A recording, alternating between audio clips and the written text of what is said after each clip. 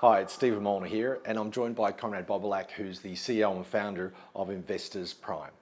What I'd like to talk to you about, Konrad, is I was talking to someone just the other day who said, look, they're happy, they're building a portfolio that's really smart, but they've spoken to their banker, and their banker has said to them that as soon as they stop work, they won't be able to borrow money that is in their property. So money they've worked hard for in terms of their end result, their plan was to be able to live off their property portfolio.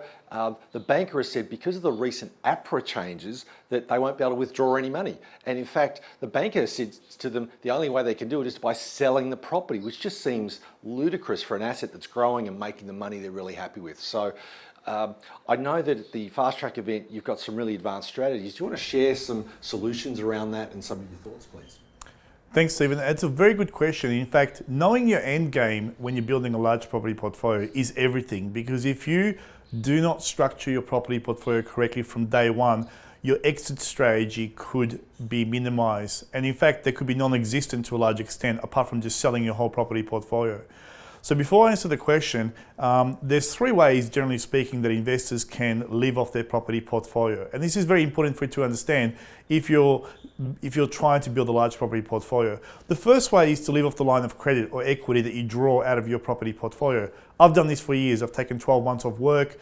I've bought holidays, cars, houses with the equity that I've built in my property portfolio.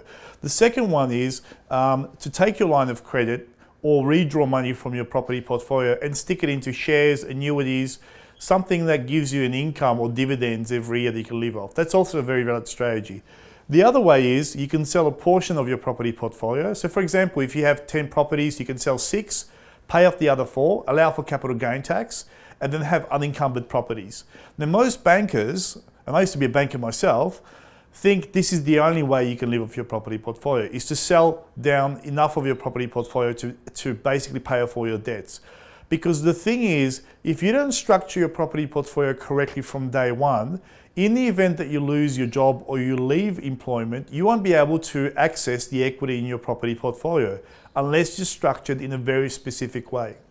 And that's what I teach people at the Real Estate Investing Fast Track Weekend, how to structure yourself correctly so that when you leave your job, you'll still be able to draw equity from your property portfolio through a line of credit or redraw facility. And you're absolutely spot on. APRA has changed a lot of the rules that were in existence for decades, and really the game has changed to a large extent, especially when it comes through to working out what your exit strategy is.